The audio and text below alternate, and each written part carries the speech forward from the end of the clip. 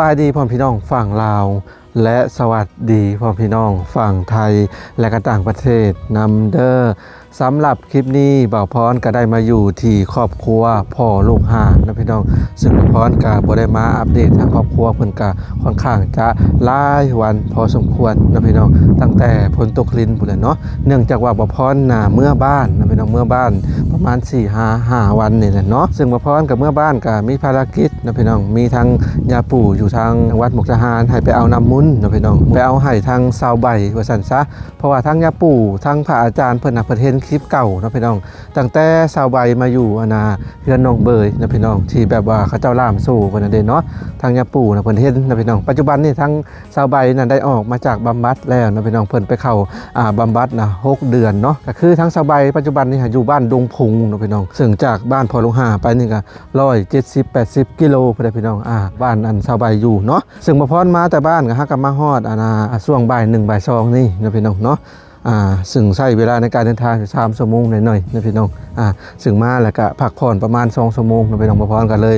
ได้แวะเข้ามาหาเพิ่นช่วงนี้ทางก็ค่อนข้างจะแห้งเลยนะพี่น้องแต่ตอนฝนตกลิ้นนะโอ้ไปลำบากอะไรนะพี่น้องมากันน้ำยังลายอยู่นะพี่น้องน้ำในบ่อนกลัวจมนะจักน้ำมาแต่ใส่เนาะแต่บ่ฮู้ว่าค่าเมื่อนี่บ่พรสิเมื่อใดบ่เนาะเพราะว่าตอนค่ามาน่ะบ่พรเห็นว่าถือว่าลายขึ้นนะพี่น้องซึ่งมาบัดนี้ทุ่งไร่ทุ่งนาเท่านี้ก็ถือว่าเพิ่นดำได้ลายเลยเด้พี่น้องผ่านไป5-6 วันก็ถือว่าเพิ่นดำนี่ก็อยากแล้วได้เบิ่งสูงนะพี่น้องยังบ่ลายเนาะใกล้สิแล้วแหละเนาะเพิ่นเร่งขนาดเลยพี่น้องเวลามีน้ำเวลาฝนตกนี่เพิ่นจะเร่งดำไร่ดำนาเพื่อจะให้ทันเหตุการณ์จะให้ทันน้ำเนาะหลังจากน้ำบกแล้วคือดำพงอย่างเดียวนะพี่น้องอันนี้คือเพิ่นเร่งเต็มที่เนาะประพรก็ดีใจน้ำชาวไร่ชาวนานะพี่น้องที่แบบว่า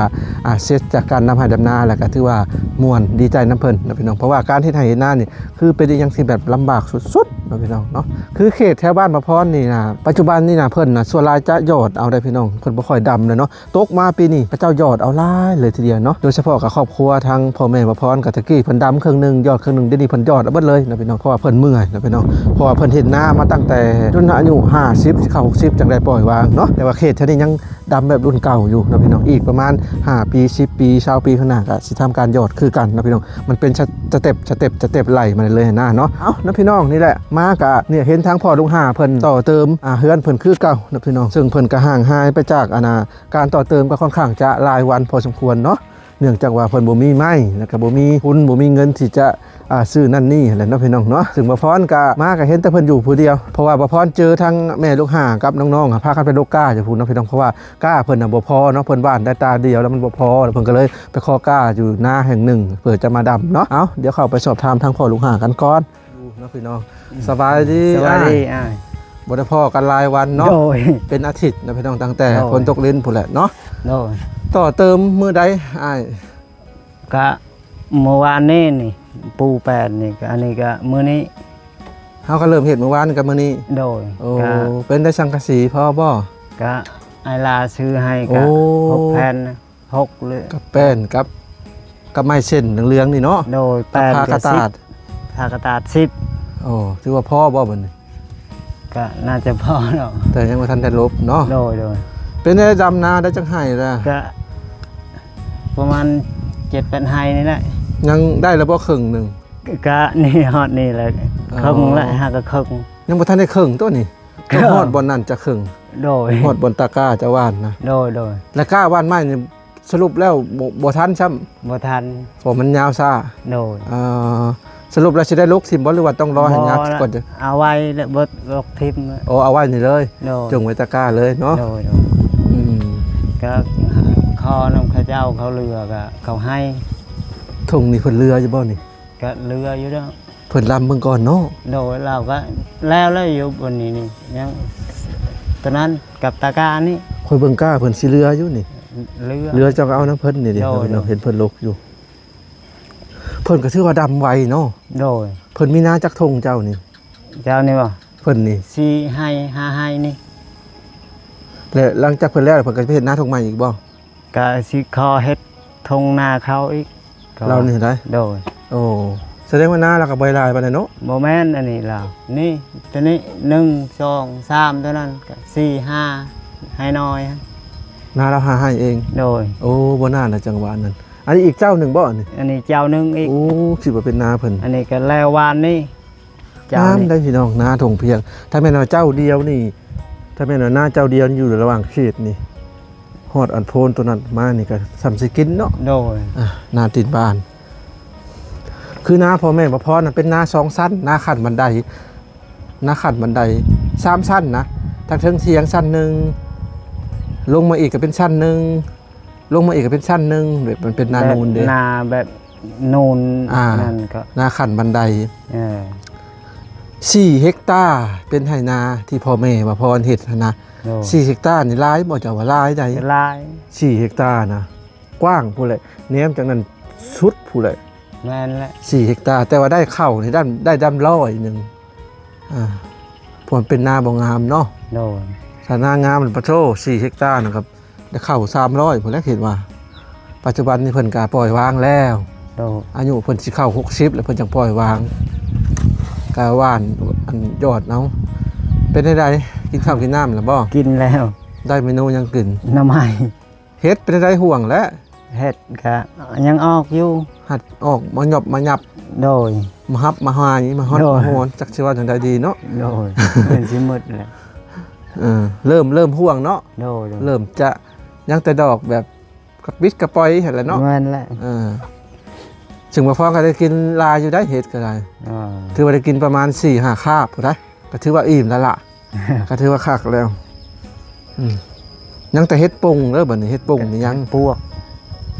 เห็ดปวดนะค่อยบ่ได้คล้องกินแล้วยันบ่มีแล้วแถวนี้นะ อ่า ค่อยคล้องแต่เห็ดปงที่จะเอามาป่นกินนะ แม่นแหละ มื้ออื่นคือว่าแล้วบ่ ก็แล้วมื้ออื่น แล้วเนาะ โดยเฮ็ดตอนเที่ยงนี่ใช่ ได้เฮือนกว้างอะเด้บัด ก็ได้ไถนาแล้วคาดไว้แล้วให้เขาดำ ถ่านขายแล้วบ่ ยัง ใช้ยังบ่ได้ใส่กับชอบ โดย แม่นบ่กองจุดพูน แม่นแหละ ขวัดมื้อใดอะ ควัดแต่มื้อนั้น ข่อยว่าสิเอาถ่านเจ้าไปดังนำ ให้ละชอบหนึ่ง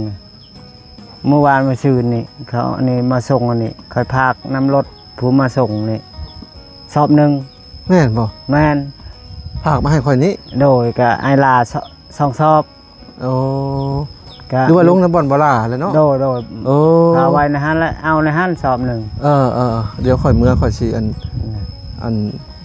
ข่อยดังพื้นหรือควันของกุ้ม แม่นแหละเขาก็ กว่าจะ คือ อันหนึ่งข้าวแล้วใช้ชั่วโมงกว่า คือว่าอายยังอยู่ในหันบ่ฮู้ว่าเมื่อบาท ๆอ๋อ อันนั้นว่าอันนั้นพากให้ไอพร ข่อยก็สิได้ไปซื้อเตาบัดนี้ แม่นแล้ว ไปซื้อเตาแล้วดังถ่านนี่ก็ง่ายกว่าดังพื้นเนาะ โดย ทำบ่ยากแบบจุตลอด แม่นละ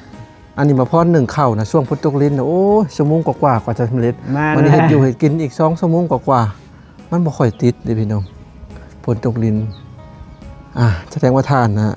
เพิ่นพากไปให้แล้ว โด พี่ ย น้องก็มีแต่ว่าบ่พรกลับอันนี้ก็สิไปซื้อเตา โดย เตาก็บ่แม่นหน่วยละแสนผม ก็บ่ฮู้เลย แต่แถวบ้านน่ะหน่วย7-80แต่ว่าทางครอบครัวเพิ่นน่ะดังพื้นเนาะ โดย อืม ก็ใส่ไว้ตารางนั่นแหละ อืม กันเอาไว้นอกก็ดังยากคือกัน อืม มันเปียก ไม่ยังเหลืองๆไม่ ประมาณเขาเอิ้นไม้ข้าว อยากไม่สั่งแล้วก็ ไม่ยังก็ตามแต่ ไม่เลือก ถือว่าดีเบิดสำหรับ แม่น พรนะถ้าบ่ดีก็คือไม้อันนั้นไม้กอก แม่นแล้ว ไม้กอกมันเบาอะดิมัน เบาอะดิ เปาะบางไม้กอกที่เขาเห็ดไม้ตีแบบส่วนหลายอยู่ฝั่งลาวเขานิยมเห็ดไม้ตีแบบไม้กอกเหลื่อมกอกขึ้นมาอันนี้เนาะ โดย แต่ไม้แบบเนื้อแข็งๆหรือ ตัว ว่า นี้ เนื้อแบ ก็ บนี้ เวลา โอเคเลย เอาไว้มันแห้งจังก็แข็งคือกันและเนื้อมันบ่แข็ง ไม้เนื้อแข็งๆก็ถือ ตา ว่าก แดดไว้ตากพ่นไว้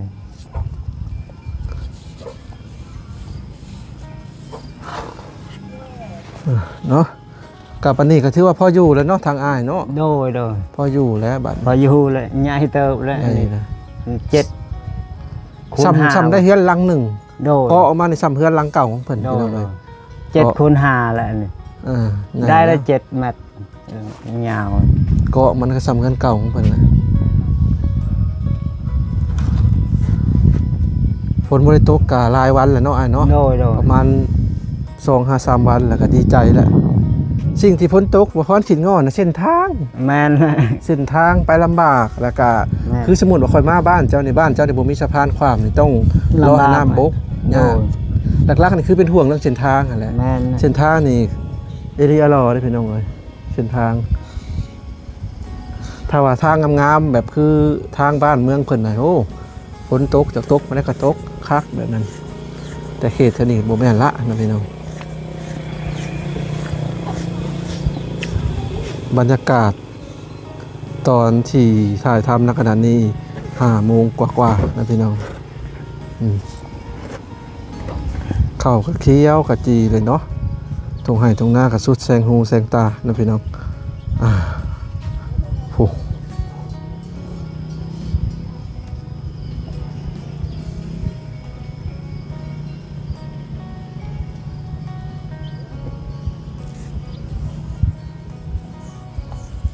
บัญญามมันเกี่ยวกับเรื่องอยู่แล้วเนาะอ้าย โดย แบบนี้แล้วก็อีกบุกี่เดือนข้างหน้านี่ตอนนี้ก็เดือนกรกฎาเนาะเดือน7 8 9 10 11เดือน11นี่ก็หัวลมต้องและเดือน12หัวลมตาวแล้วก็มีลมพัดวีวีแล้วก็หอมเข้าเลยเนาะ โดย หอมเพืองหอมหยังบรรยากาศช่วงนั้นก็เริ่มเข้าหน้าหนาวก็ม่วนไปอีกแบบบรรยากาศในโลกนี่ซึ่งโลกนี่ถือว่าจัดสรรมาดีเลยทีเดียวนะพี่น้องถ้าว่าสิให้หน้าแล้งโดยตลอดไปมันก็เฮ็ดให้คนเบื่อเนาะ โดย อันนี้โลกเฮาถือว่าเพิ่นจัดสรรมาดี เป็นยามฮ้อนยามแล้งยามพลยามหนาว3ฤดูกาลปรับเปลี่ยนกันบ่พอนะมักเวลายามเกี่ยวข้าวเจ้าได้มักเวลา แม่น ส่วนเราจะมักอันช่วงใดอ้ายจะมีช่วงเวลาที่มักบ่ มักตอนการนั้นพาดเข้า พาดเข้า โดย อืม เข้าขึ้นเราก็ตอน แบบว่าเฮาสำเร็จหน้าที่เวียกงานของชาวไร่ชนา โดย ก็เลยม่วนเนาะ โดยโดย ลมพัดวีช่วงนั้นก็เริ่มหนาวเนาะ แม่น แล้วก็เกี่ยวแล้วก็ข้าวปอนงัวควายเสียงมักกะลงคงเคงดังไปเลย โดย บางคนก็นอนซุ่มนอนหยังแล่นว้าวช่วงนั้น ครับ อ่า ช่วงนี้ก็ม่วนอยู่ เห็นบ่ ช่วงเฮ็ดนาดำนานี่ ช่วงแรงได้ใช่ช่วงนี้ยามแรงเดือนสงกรานต์นี่บ่ม่วนบ่ บ่ มันร้อนบ่ โดย อึดคงกินเนาะช่วง โด นี้ ยโดย ช่วงเดือน3เดือน4เดือน5อย่างประมาณนี้ช่วงหน้าฝนนี่พอได้กินอยู่ คืออยู่เขตนอกเฮาหาก็ส่วนรายก็มีของกินก็คือช่วงหน้าฝนเนาะอ้าย โดยโดย พอได้กินอยู่ละมุงน้ำไม้ โดย อ่ะเดี๋ยวขึ้นทั้งเทิงก่อนก่อน อืม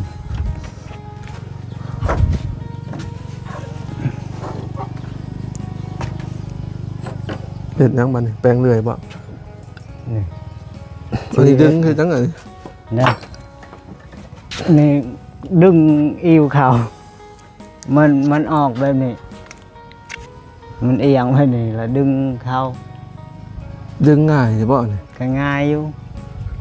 ก็บ่ง่ายเด้อนะ นี่สมมุติ ตอนมาตึงๆกันนะดึงยากนะเนาะ โดยก็มันก็แข่งนั่นนี่ก็ เข่งก็ดึงยาก โดยอันวัดอันนี้ก็ใส่อันนี้ละแนกอันนี้ เด้อต้นมะขามเพิ่นเริ่มมากก็ได้ค่ะเรื่องยามเกี่ยวข้าวกินชมมะขามก็แซ่บไปอีกแบบ อีกดำหน้าแรกนี่ก็ตำมะขามน้อยใส่ผักขะแยงกระปูนาบางคนกินดิบแซ่บ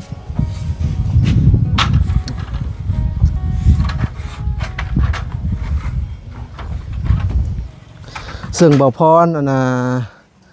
เมื่อบ้านหรือว่าไปความไปเอาน้ำมนต์เนาะพี่น้องก็ถือว่าม่วนนะ โดย พอบ่พรมาอยู่แถวป่าแถวดงหลายแล้วก็ เข้าในเมืองก็ม่วน แม่นแหละ เสียทีแต่ว่าบ่ได้ไปเที่ยวนะพี่น้องไปธุระคันแม่นว่าไปได้เที่ยวแบบว่าไปหากินอาหารคือสิดีอันนั้นไปโดยเฉพาะเนาะ โดย ก็อยู่แบบธรรมชาติหึงเลยได้ซะ นั่น ไป นะ เข้าในเมืองก็คือจังหวะผ่อนคลายไปอีกแบบเสียทีแต่บ่ได้ไปเที่ยวเนาะถ้ามีเงินก็อยากไปแบบว่าหากินพวกหมูกระทงกระทะอยากกินพวกอาหารแหน่นะพี่น้องเพออยู่แถวนี้ก็กินแต่อาหารตามฤดูกาล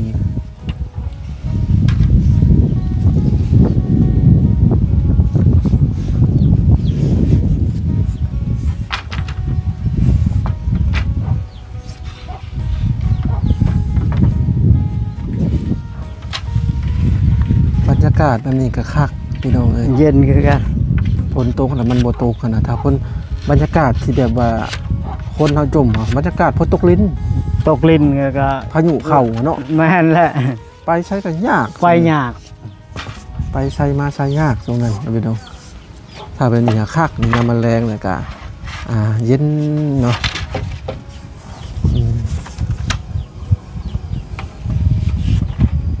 ช่วงนั้นพายุเข้าแต่อันนี้ครับโบแมนพายุเลยนี่ก็ถือว่าโอเคเลยบดนำแดดนำแบบนี้สลับสับเปลี่ยนกันโอเคถ้าว่าแดดจ้าค่ะเมื่อยอีกเนาะถ้าว่าบดแดดบดพ้นบดตกแต่ค่ะบดีอีก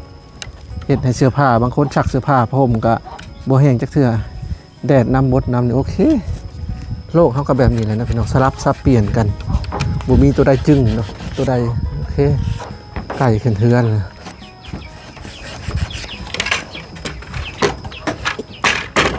ผู้ที่ชอบเท่าไรอยู่ทั้งพี่ ก็ประมาณ800,000 กว่านี่แหละ 16 20โอ้สูตรนี่คนนิยมกันเนาะ โดย 16 20นิยมกันหลายนะพี่น้องสหายชนะส่วนลายตางัวคันไทยนี่นิยมแต่ตั้งแต่บ่พอยังน้อยอยู่เนาะฟุยรุ่นนี่สูตรนี่ อันนี้ออกใหม่บ่สูตรนี่ คือบ่มื้อนั้นบ่พรน่ะไปซื้อป้าภาคซื้อบ่พรครับมอเตอร์ไซค์ไปซื้อนะ16 20นี่แหละตางัวคันไทยเด้อพี่น้องคือรุ่นนี่ขายดีขนาดคนลาวนิยมกันนะพี่น้องดึกดำบรรพ์พุยคนลาวนิยมกันหลายตั้งแต่พ่อยังน้อยก็เห็นพ่อมักใส่สูตรนี่นะอยู่ฝั่งลาวขายเขตบ้านแถวพ่อนะ 1,170 บาทแต่อยู่พี่น่ะประมาณ 1,230-40 บาทพี่น้องระยะเส้นทาง100 กิโลเด้เขตบ้านพ่อนะ 1,170 บาทอันนี้800,000เท่าไหร่กว่า 850,000 โอ้แม่นอะไรประมาณ1,300 ขาคนส่งบริษัทโรงงานพุยนี่ที่สีร่ำรวยเนาะพี่น้องพวกคนลาวใส่ทั้งประเทศและกัมพูชาอีกบ่แล้วก็นี่พม่าอีกใช่ถือว่าเป็นสิทธิ์ร่ำรวยโรงงานเพิ่น โรงงานขายดีเนาะ โอ้ย แล้วมันสิมีพุยชอบขาวๆนะพุยเล่งบ่ แม่นแหละ อันน่ะใช่แบบได้นะ นี่ใส่แบบนี้นี่ อ๋อมันแพงตัวนั้นบ่ โดนแพ้อันนั้นโดน พุยกากระต่ายขาวครับบ่ แม่นแหละ คือแพงเนาะตัวนั้น แพงเนี่ยตอนนั้นจังมันเป็นก่อแล้วเอาภูตัวนี้ไปวานใส่ให้มันยาวไวแล้วตอนนั้นเล่งแบบสัวขาว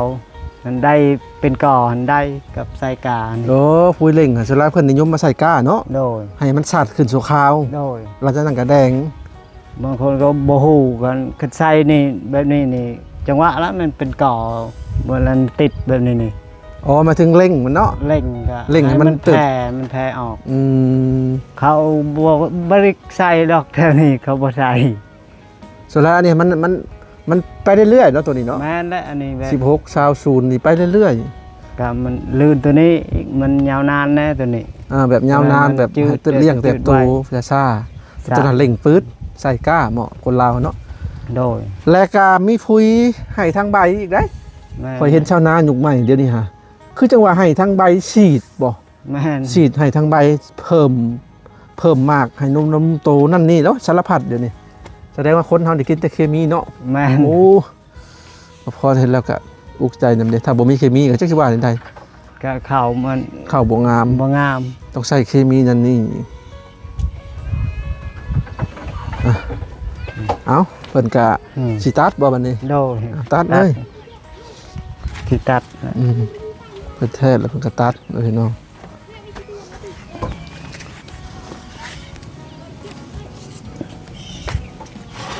ใส่เลื่อยยนต์บ่ตัด โดย เลื่อยมือเลื่อยตาปะบ่มีบ่ บ่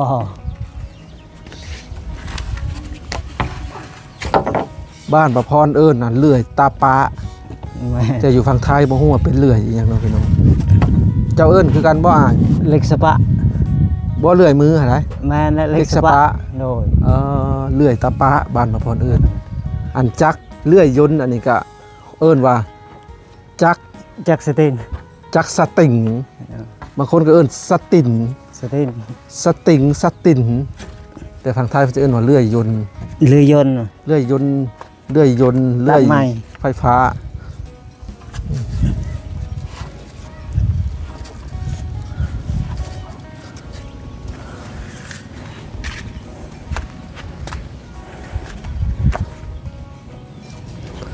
ซึ่งอันนั้นนะพี่น้องบ่พรก็ได้เอาออกหลังจากวิทย์พายุเนาะตะกี้ใส่ยางน้ำหันลุยจะดีอยู่เวลาบ่พรเดินทางไกลๆนะเปลืองน้ำมันนะพี่น้องใส่ยางกันนะแล่นกับบ่อยากม่วน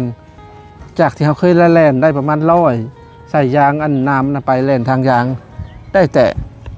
90หรือ80ขี่ก็บ่ยากก็เลยใช้ยางเรียบนะพี่น้องถ้าว่าฮ้อนฤดูฝนบ่พรก็อาจจะบ่ใช่อีกนะพี่น้องเพราะว่าสีค่อยจะทู่จะไทยไปแต่ว่าใส่ยางน้ำบีบากตัวนั้นก็คักอยู่เนาะเวลาทางอัน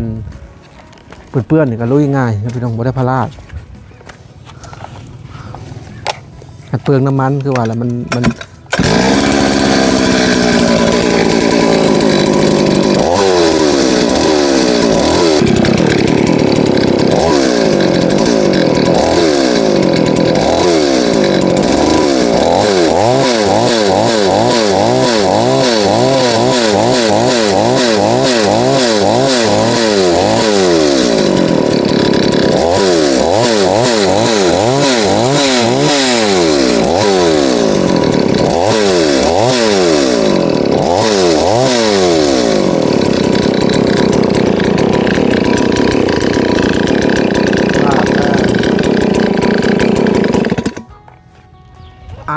ครับพ่อพี่น้องตอนนี้ก็มาฮอดช่วงท้ายคลิปแล้วเนาะซึ่งสำหรับคลิปนี้ก็บ่มีหยังหลายนะพี่น้องก็คือ